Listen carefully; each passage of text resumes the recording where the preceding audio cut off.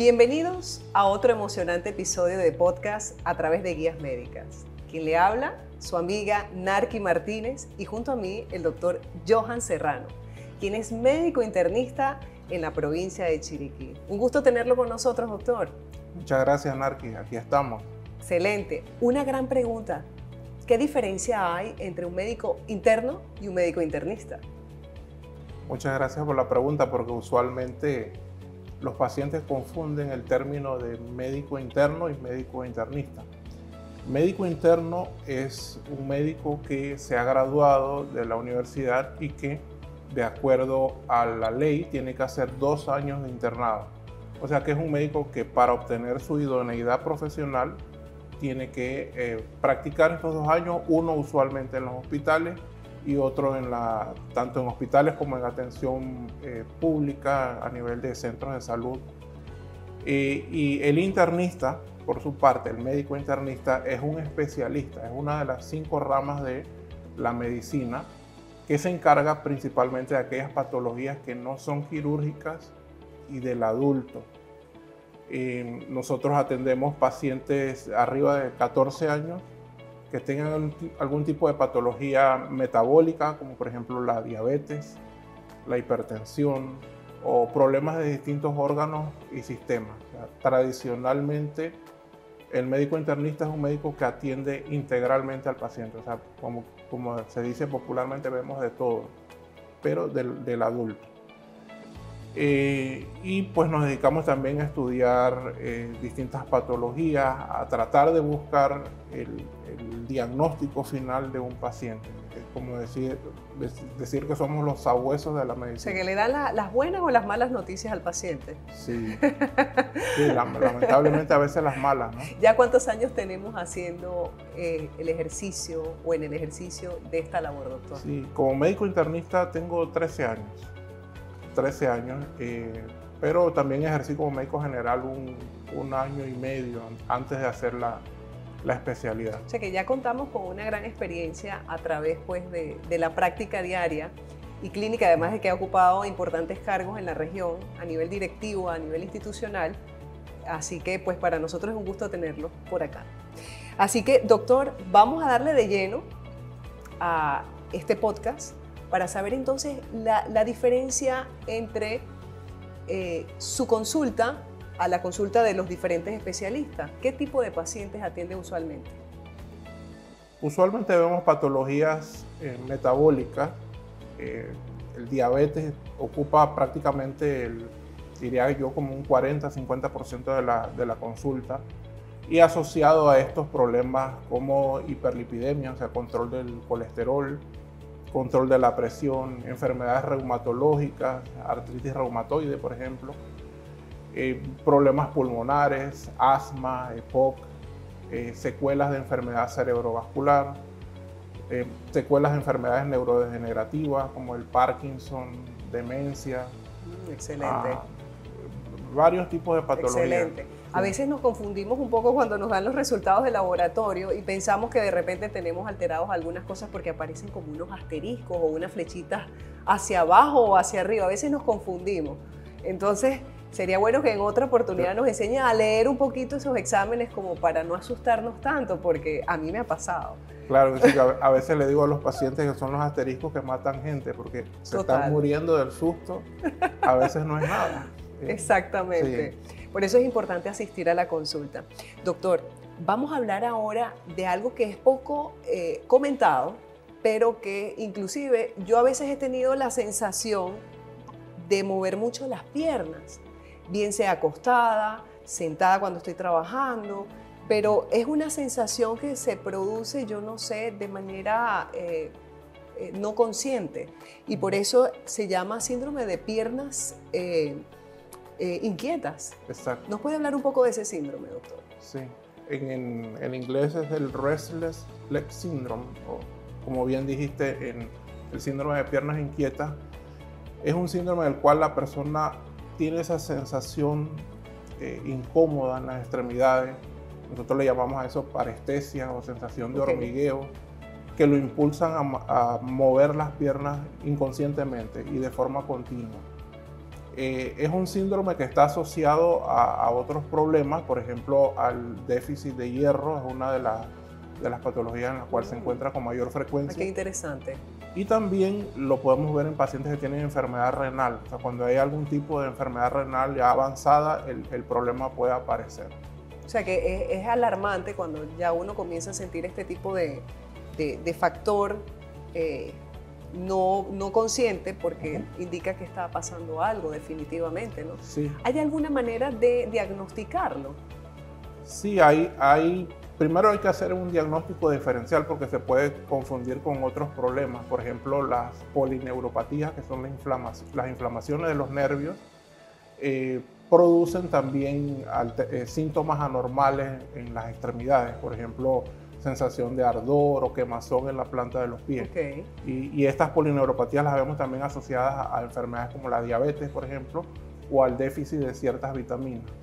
O sea que cuando nosotros vamos a hacer el abordaje diagnóstico tenemos que pedir otras pruebas, como por ejemplo los niveles de vitamina B12, vitamina B1, a veces hacerle un estudio que se llama velocidad de conducción nerviosa, que a mí me permite ver cómo están los nervios, si los nervios están inflamados o no. Así que al final pues terminamos con una gran cantidad de pruebas que nos llevan a establecer el diagnóstico. Y una de ellas, las que pedimos también, es el nivel de hierro, ¿no? Para ver en sangre, claro. Sí, porque a muchos pacientes usted le da la suplementación del hierro, o más bien el tratamiento, y claro, ya con esto desaparece. Ya desaparece. Ok, entonces este puede ser un síntoma o un signo de falta de hierro principalmente, ¿no? Puede ser una de las causas. O sea, principalmente. Exacto. Ahora, ¿y por qué? Hablemos un poquito entonces del hierro. ¿Por qué puede disminuir el hierro en nuestro cuerpo? Okay. ¿Es genético? A veces no. Puede ser nutricional. Puede ser también por causas de pérdida del hierro, pérdidas, por ejemplo, sanguíneas. Okay. En las mujeres es bastante común que las menstruaciones sean abundantes a veces, y estas pérdidas abundantes de menstruación a través de mucho tiempo puede causar déficit de hierro. En los adultos mayores, ya diría yo que en personas arriba de 50 años hay que tener en cuenta que cuando hay déficit de hierro podemos tener pérdidas a nivel gastrointestinal, y eso nos alerta de que puede haber un cáncer también de fondo, por ejemplo el cáncer de colon, que es bastante común. Pero cualquier pérdida de sangre a través del tracto gastrointestinal puede causar pues deficiencia de hierro. Excelente, excelente. Ahora, ¿cuál puede ser el impacto en la vida diaria, en el manejo y en la vida diaria de este síndrome? Bueno, es que también produce afectación en la calidad del sueño de las personas. Y también en su productividad, porque imagínese usted estar todo el día con esta sensación anormal en las piernas, las personas también se ponen ansiosas, no incomodan a los demás. Sí, hay gente que se incomoda Totalmente. cuando ve que una persona está con el movimiento anormal en las extremidades. Así que hay que meterle ojo a esta patología, porque pareciera que, bueno, de repente es una sensación, pero habla un poco más allá de lo que se puede presentar. Ahora, hábleme de una historia personal de algún paciente que ha padecido de esto, que ha llegado a la consulta. Supongo yo que lo ha visto, ¿no? Sí, claro. A mí me llama la atención, casualmente hace poco, una paciente que tenía un sangrado menstrual abundante, estaba anémica, pero el motivo de consulta de ella fue eso, la sensación anormal en las extremidades, y no paraba de moverla. Su esposo dice, oye, pero es que en la noche cuando está durmiendo no para de mover las piernas. Wow. Y entonces tenía los niveles de ferritina por el suelo, le pusimos un tratamiento y al mes siguiente era otra persona. Hasta el rostro le cambió, obviamente tenía la hemoglobina más alta y ya se le habían ido los síntomas. Y estaba contenta. Y el esposo supongo también, porque ya no tenía la molestia en la noche, ¿no? Totalmente.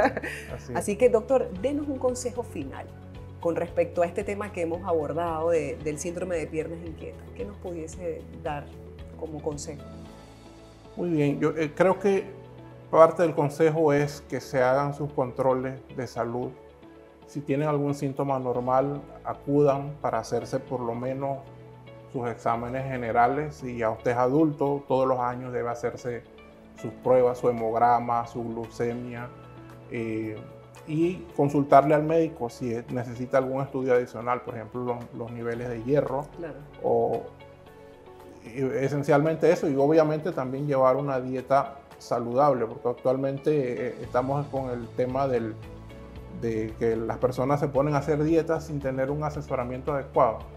Y a veces, por ejemplo, personas que hacen una dieta vegetariana estricta, no comen carne, ahí está el hierro. Por cierto, se dio cuenta del último caso que hubo en las redes de una mujer influencer que comía solo vegetales, frutas y se murió.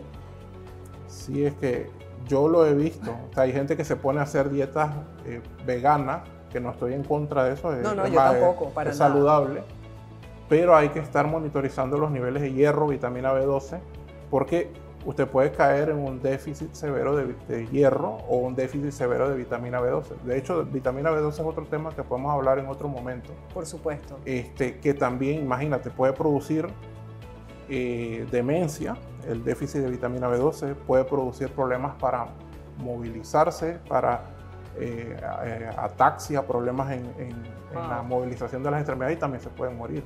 Wow, ¿Sí? Impresionante esto. Pero como yo tengo que aprovechar las oportunidades, porque el doctor es muy ocupado, yo quiero que entonces nos hables de la deficiencia de vitamina B12. Perfecto. Mira, la vitamina B12 es una de las vitaminas cuya fuente única son las proteínas de origen animal, es decir, las carnes. Prácticamente en otros alimentos, como en los granos, existen cantidades muy pequeñas. Entonces puedo tener déficit de esta vitamina si yo no consumo alimentos que contengan vitamina B12, o también si tengo algún proceso inflamatorio a nivel del intestino que impida su absorción. El nivel bajo de vitamina B12 puede producir un tipo de anemia que le llamamos anemia megaloblástica.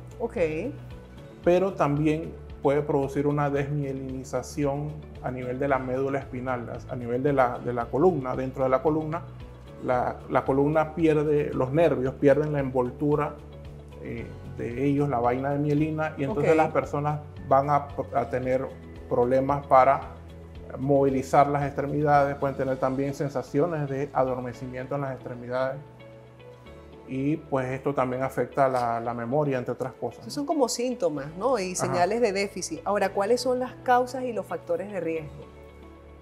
Causas que no consuman adecuadamente la carne, que consuman hay ciertos medicamentos, como por ejemplo la metformina, o el omeprazol, que se utiliza mucho para tratar las gastritis, que también interfieren con la absorción de la vitamina B12. Esas podría decir que son las tres principales causas. En otros lugares hay algunos parásitos que también interfieren con la absorción de esta vitamina. Ahora, ¿cuál sería el diagnóstico? ¿Cómo se hace el diagnóstico? El diagnóstico de B12. Midiendo los niveles. En sangre. Midiendo los niveles. Hay algunas cosas en el hemograma, por ejemplo, que me dicen a mí que una persona puede tener déficit de vitamina B12. Y en el examen físico también. Pero es midiendo los niveles de vitamina B12. Si yo le pongo un reto en este momento, porque usted me está diciendo que es examen físico, ¿usted me puede decir si yo pudiese tener deficiencia de vitamina B12? Sí, podríamos evaluar, por ejemplo, la capacidad que tienes para percibir la vibración en las extremidades, o para la propiocepción, que es la capacidad que tienen mis extremidades de decirme en qué lugar, hacia dónde se mueven en un momento o dónde están ubicadas. O sea que a través de esas pruebas simples yo puedo saber si una persona tiene déficit de vitamina B12. Excelente. ¿Cuál sería entonces, cuál sería el tratamiento? El tratamiento consiste en la administración de la vitamina B12. Lo podemos hacer a través de inyecciones. Usualmente el tratamiento es un poquito largo. O sea, en mi caso particular me gusta mucho un esquema donde yo pongo inyecciones por 7 días, luego una vez cada semana por un mes, y luego cada mes por 3 a 6 meses. Excelente. Pero también existen algunas tabletas sublinguales que pueden aportar también vitamina B12. No es lo mismo, ¿no? No es lo mismo, claro, pero también funciona. Ahora, yo siempre he escuchado que la vitamina B12, cuando yo me la he puesto, tú te das cuenta que cuando vas a orinar, sale súper rojo el orine. Ujú. Entonces la cosa es que Te asusta. me asusto, y no solamente eso, sino que me han dicho, Ujú. obviamente, que una vez que sale la orina ya tú pierdes esa absorción de la vitamina B12. No sé cuán cierto, o sea que con el agua se pierde muy rápido la absorción de la vitamina B12, o sea que eso quiere decir que hay que ponerse vitamina B12 en gran cantidad, en gran Sí, dosis. las dosis usualmente son altas, ¿no? Usualmente ponemos 1000 microgramos por día, por 7 días, y luego cada semana. Pero no se pierde tanto. No se pierde. No, la verdad O sea no. que sí es Y efectivo, sí es bastante sí es efectivo. bastante efectivo. Sí. Y no le tienen miedo a que orinas de un color diferente. Hay personas que me han dicho que sienten un sabor a naranja en la boca. Eso no está a veces descrito, pero pasa, ¿no? Pero puede pasar. Sí, pero es una vitamina que es bastante inocua, o sea, no produce... No va a producir no. mayor alteración en el Exacto. cuerpo. Entonces, bueno, eso sería el tratamiento y, bueno, el consejo final para este tipo de pacientes. Bueno, que igual, que se hagan sus controles, que se evalúen sus niveles, que se suplementen, porque hay muchos síntomas que uno puede mejorar o puede quitar si se trata el déficit. Bueno, excelente, doctor. No sé si quiere compartir algo más con nosotros, pero yo he quedado hoy con mayor conocimiento en lo que diariamente nos puede preocupar como pacientes y, bueno, ponerlo en práctica y nada, asistir a su consulta. Muchas gracias, doctor. Para servirle y a la orden siempre. Gracias.